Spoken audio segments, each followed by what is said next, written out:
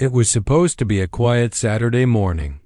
I had just made myself a fresh cup of coffee and settled into the couch, the sunlight streaming through the window, when an earth-shaking crash shattered the peaceful silence. The floor trembled. Beneath my feet, the sound of splintering wood and crumbling drywall filling the air. My first thought was that maybe something had exploded outside, until I saw a cloud of dust rolling in from the living room. My heart pounded as I rushed to see what had happened. The sight nearly made me drop my mug. Where my front wall used to be was now a gaping hole, chunks of brick and insulation scattered across the floor. My coffee table had been shoved halfway. Across the room, my bookshelf lay in pieces, and sunlight poured in through the wreckage. But what froze me in place was the gleaming hood of a large SUV sticking halfway into my home, its engine still rumbling. I stared in disbelief. And then, the driver's door swung open. Out stepped none other than Karen, our HOA self-appointed queen of complaints. She had that unmistakable air of entitlement plastered across her face, her designer sunglasses perched on her head like a crown. I expected her to at least look embarrassed or concerned. Instead, she slammed the door of her SUV and marched toward me, waving a manicured finger. "This," she snapped, gesturing at the wreckage, "is your fault?" I blinked. "My fault? You just drove through my wall." "If you didn't have those ugly hedges sticking out, I wouldn't have had to swerve," she said, tossing her hair back. "And frankly, that mailbox of yours is way too close to the curb. It's a hazard." I was too stunned to respond for a moment. The hedges she was talking about were well within property lines, and the mailbox had been approved by the HOA years ago. Her SUV had clearly jumped the curb entirely before, plowing straight into my house. I think you need to call your insurance," I managed to say. "Oh, don't worry," she huffed, straightening her jacket. "I will. And you'll be hearing from the HOA about the dangerous conditions on your property." My living room was destroyed, my front wall gone, and Karen, the woman responsible, was already planning to make me the villain. That was the moment I realized this wasn't going to be a simple accident. It was going to be war. 2 days after the crash, I was still sweeping up bits of drywall and broken glass when I got the first letter from the HOA. It was printed on their usual pretentious letterhead, complete with the board's embossed seal. And it might as well have been written in Karen's own hand. The letter stated that I was in violation of community safety standards due to hazardous landscaping and obstruction of visibility, and I had 10 days to rectify the situation or face daily fines. I couldn't believe what I was reading. They weren't demanding she fix the wall she destroyed. They were demanding I remove my hedges and move my mailbox, as if those had anything to do with her reckless driving. I called the HOA president, Mark, who has a long history of cozying up to Karen at community events. "Mark, you've got to be kidding me." She drove into my house. "Yes, well," he said, in that calm, smug tone that always makes my blood pressure spike. "Several witnesses, including Karen, have stated that your landscaping obstructs the view of oncoming traffic. Safety is our top priority." Oncoming traffic? She wasn't driving toward my house, she drove through it. I snapped. Mark sighed. "Look, if you just comply with the order, we can avoid any unnecessary escalation." By escalation, I knew exactly what he meant: more letters, more fines, more harassment. Karen had been on the HOA board before and still had the influence to get them to do her bidding. She'd complained about my hedges before, claimed they were unsightly and overgrown even though they were perfectly trimmed. I was starting to realize this crash might have been less of an accident and more of an opportunity for her to finally get her way. What Karen didn't know was that my security cameras had caught everything: the screeching tires, her SUV jumping the curb, and her plowing through my wall without even touching the mailbox or the hedges. I had already backed up the footage to 3 different drives and emailed it to myself. Still, the HOA letters kept coming, each more threatening than the last. It was clear they were setting up a case against me, and if I didn't fight back, they'd railroad me into paying for damages I didn't cause. That's when I decided I wasn't just going to defend myself.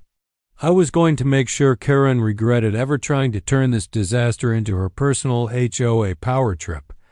Karen's lawsuit came a week later, hand-delivered by a process server who looked almost apologetic as he handed me the thick envelope.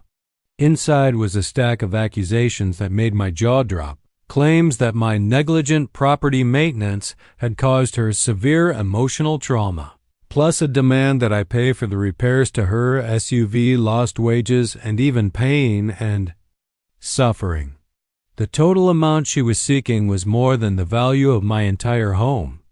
I wasn't surprised she had the nerve to sue me. I was surprised by just how brazen the lies were. She claimed she had been forced to swerve to avoid my hazardous landscaping, and that the crash had left her unable to sleep due to nightmares. The hypocrisy was unbelievable. I wasted no time hiring an attorney, a sharp no-nonsense woman named Lisa who had handled plenty of HOA-related nightmares before. When I showed her the security footage, her lips curled into the smallest, most satisfied smile I'd ever seen. "This," she said, tapping the laptop screen, "is going to make my job very easy." At the first court hearing, Karen strutted. In wearing a neck brace, which I knew was pure theater since I'd seen her unloading groceries without it just 2 days prior. She sat with her lawyer, whispering and smirking as if victory was already in the bag. The HOA's president, Mark, even showed up to support her, sitting behind her in the gallery. Like some kind of personal cheerleader, Karen's lawyer opened with a dramatic retelling of how my overgrown hedges had obstructed her view, forcing her to make a split-second maneuver to avoid a tragic accident. It was the kind of speech you'd expect in a low-budget courtroom drama. Then Lisa stood up, calm and collected, and said, "Your Honor, the defense would like to present Exhibit A." The footage played on the big courtroom monitor, crystal clear. Karen's SUV barreling down the street, no hedges in her path, no mailbox interference, just reckless speeding, a sharp turn, and a direct collision with my wall. You could hear the gasp ripple through the courtroom. Karen's confident smile faltered. Her lawyer shifted uncomfortably. Even the judge raised an eyebrow and leaned forward. In that moment, I knew the tide had turned. Karen had walked into court, expecting to humiliate me. Instead, she had just handed me the perfect opportunity to expose her lies in front of everyone. The final hearing was almost anticlimactic. After the security footage and witness testimonies were presented, Karen's elaborate story crumbled like the wall she'd driven through. The judge, a stern woman with no patience for nonsense, leaned forward and fixed Karen with a look that could strip paint. Double quotes, "Mrs. Simmons," she said, her voice sharp, "not only is there no evidence that the defendant's property caused this accident, there is overwhelming proof that you were entirely at fault." Karen tried to sputter out an excuse, something about being distracted by a glare from the sun, but the judge held up her hand to silence her. "And then you filed a frivolous lawsuit, wasting this court's time and resources. That will not be tolerated." The ruling came swiftly. Karen was ordered to pay for the full cost of repairing my wall, all the damage to my living room, and the fees for cleanup and debris removal. On top of that, the judge tacked on triple damages as a penalty for malicious litigation, plus reimbursement for my legal expenses.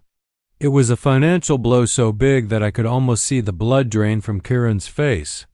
Mark from the HOA, who had been sitting behind her all along, suddenly found something very interesting to look at on the courtroom floor. It was clear even he wanted no part of her downfall now that the truth was out. Word of the verdict spread through the neighborhood like wildfire. By the end of the week, everyone knew the details how Karen had smashed through my wall, lied about it, and then been forced to pay triple what the repairs cost. I started noticing a change whenever I walked outside. Neighbors who used to avoid getting involved now smiled, waved, and even congratulated me. Some admitted they'd been victims of Karen's harassment too, but hadn't had the proof or the nerve to fight back. The repairs took a month, but when the new wall was finally finished, it was sturdier and better looking than before. I even added some tasteful lighting to highlight the work, just to make sure Karen saw it every time she drove by. As for Karen, she kept a much lower profile after that. She still lived in the neighborhood, but her days of marching around like the self-appointed HOA enforcer were over. The lawsuit had cost her more than money. It had cost her the power she thought she held over everyone. And for me, knowing that she'd paid dearly for her arrogance was the sweetest victory of all.